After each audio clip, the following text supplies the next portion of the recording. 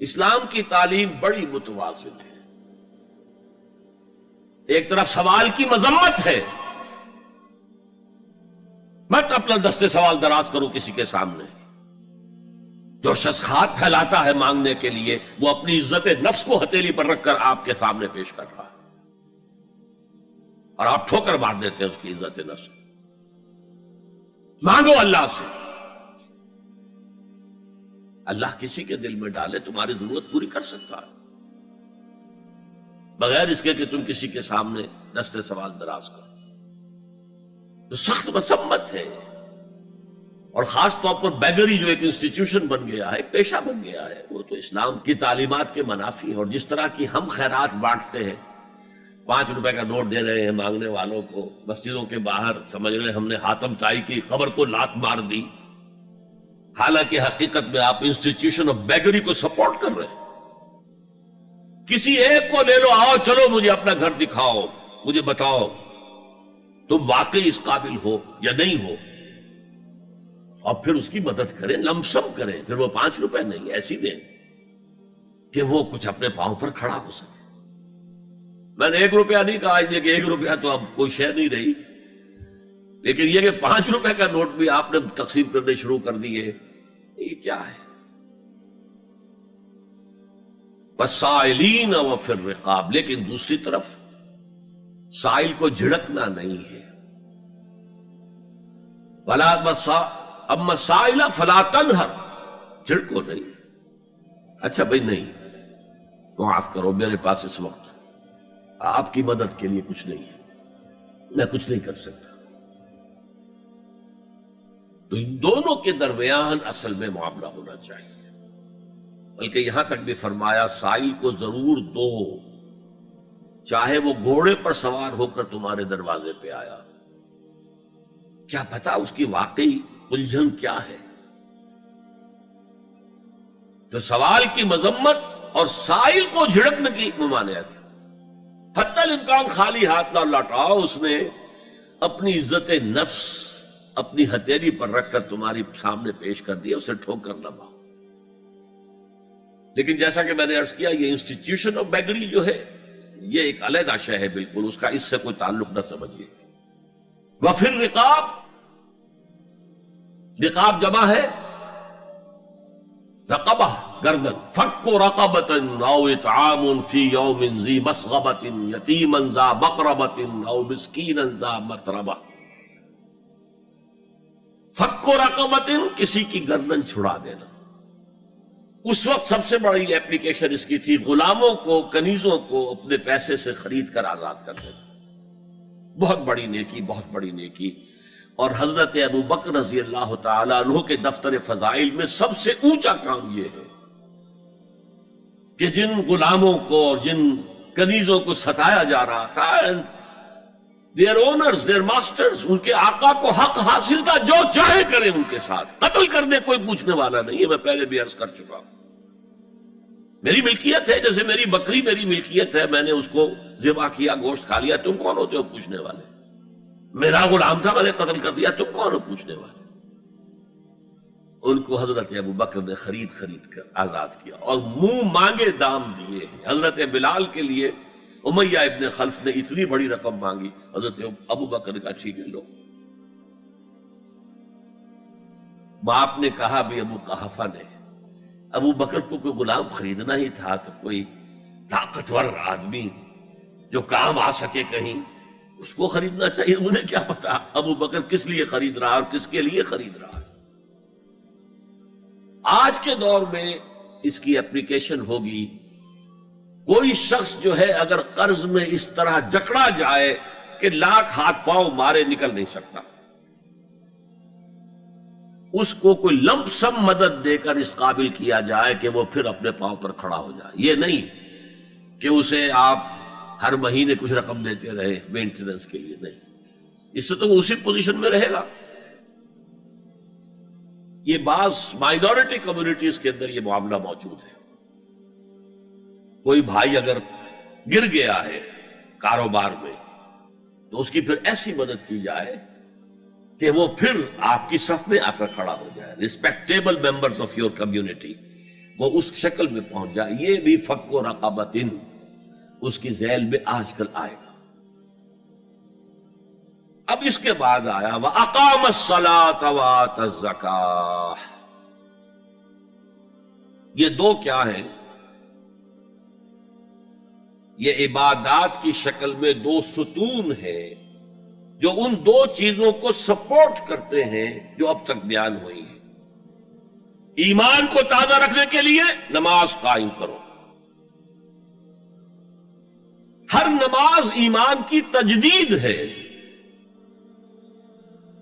اقیم الصلاۃ لذکری، نماز قائم کرو میری یاد کے لیے. اپنا عہد اللہ کے ساتھ تازہ کرو. ایاک نعبد و ایاک نستعین، اے اللہ ہم تیری ہی بندگی کرتے ہیں اور کرتے رہیں گے، تجھ ہی سے مدد مانگتے ہیں اور مانگتے رہیں گے. اپنے اس عہد بندگی کو تازہ کرو، ایمان کو تازہ کرو. الحمدللہ رب العالمین الرحمن الرحیم. ایمان باللہ تازہ ہوا نا. مالک یوم الدین، ایمان بالآخرہ تازہ ہو گیا. یہ ہے ایمان کو قائم رکھنے کے لیے، نیکی کی اس روح کو برقرار رکھنے کے لیے اللہ تعالی کی طرف سے یہ ستون ہے. الصلاۃ عماد الدین، دین کا ستون ہے یہ نماز.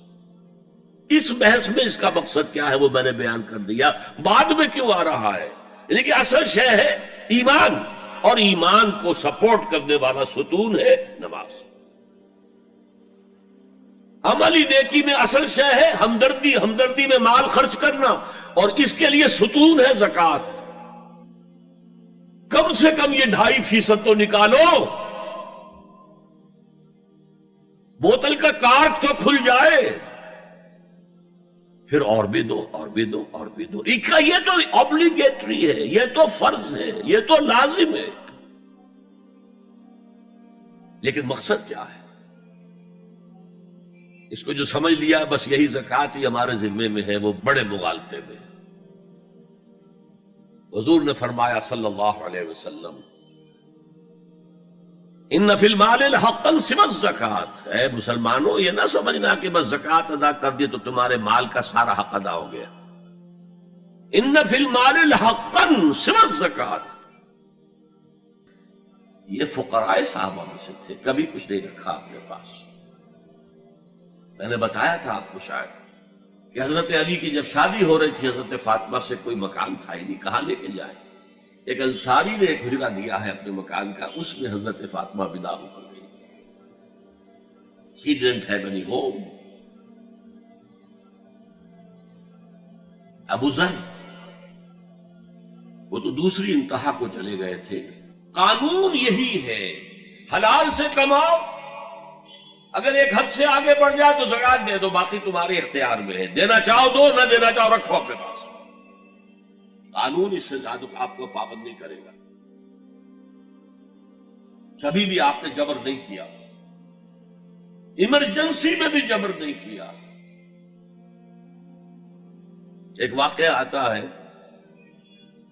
کہ حضور کو کئی وقت کا فاقہ تھا.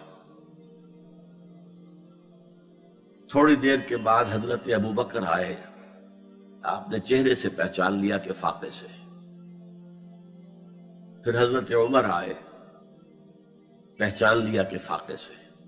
شاید حضور خود اپنے لیے نہ اٹھتے نہ جاتے، اپنے دونوں ساتھیوں کو لے کر ایک انصاری کے باغ میں پہنچ گئے.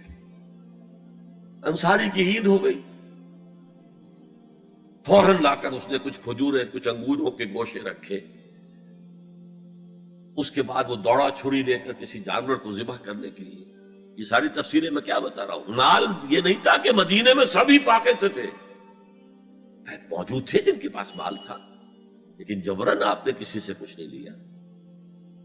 جب وہ چھری لے کر چلا، فرمایا دیکھنا کسی دودھ والے جانور کو نہ ذبح کرنا. بہرحال کچھ دیر کے بعد وہ گوشت پکا کر لایا، روٹیاں رکھی. اس کے بعد حضور نے ایک روٹی پر چند بوٹیاں رکھ کر کہا یہ عائشہ کو دے آؤ، اسے بھی کئی وقت کا فاقہ ہے. اور پھر حضرت عمر کی طرف رخ کر کے کہا عمر یہ ہیں وہ نعمتیں جس کا حساب دینا پڑے گا اللہ کے ہاں. فَأَمَّا بِنِعْمَةِ رَبِّكَ فَحَدِّثْ، اور یہ جو فرمایا گیا الہاکم التکاثر میں نعمتوں کا حساب لیا جائے. وَلَتُسْأَلُنَّ يَوْمَئِذٍ عَنِ النَّعِيمِ، فرمایا یہ نعمتیں ہیں. یہ ہے اصل میں انفاق کا معاملہ. آپ کے اس پر چھوڑ دیا گیا ہے. جتنا بھی آپ میں جذبہ ہے، جتنا بھی آخرت کا یقین ہے، اتنا ہی آپ پسند کریں گے کہ آخرت کے بینک میں جمع کرائیں، یہاں کے بینکوں میں کیوں جمع کرائیں. یہاں کتنا دے دیں گے آپ کو؟ 10%، 20%. وہاں 700% ملتا ہے. 700% نہیں، 7,000، 700 گنا. Why to keep it in these banks؟ حضرت مسیح کا جو پہاڑی کا واس بہت مشہور ہے، سرمن آف دا ماؤنٹ، بڑے پیارے الفاظ ہیں. میں آپ سے اپنا تاثر عرض کیے بغیر نہیں رہ سکتا. جہاں تک مواعظ کا تعلق ہے، جو حضرت مسیح کے مواعظ آئے ہیں ان سے اونچے واعظ کوئی ممکن نہیں.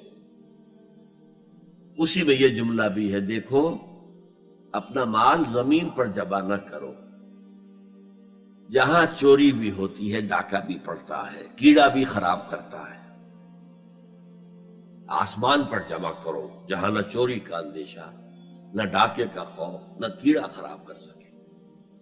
اس لیے کہ میں تم سے سچ کہتا ہوں کہ جہاں تمہارا مال ہوگا وہیں تمہارا دل ہوگا. مال یہاں ہوگا تو دل اٹکا ہوا ہوگا، اور فرشتے اس طرح گھسیٹ کر کھینچیں گے آپ کی جان کو جیسے کہ سیخ پر سے کباب کھینچا جاتا ہے. اور اگر دل وہاں لگا ہوا ہے جس کے لاکھوں کروڑوں ڈالر سوئس بینکس میں جمع ہیں، اسے کہا جائے نکل جاؤ پاکستان سے، اسے کوئی تکلیف ہوگی؟ نکل جاؤ فلاں ملک سے، ملک بدل کرتے تو کیا تکلیف؟ میرے بینک کے اندر پیسے ہیں،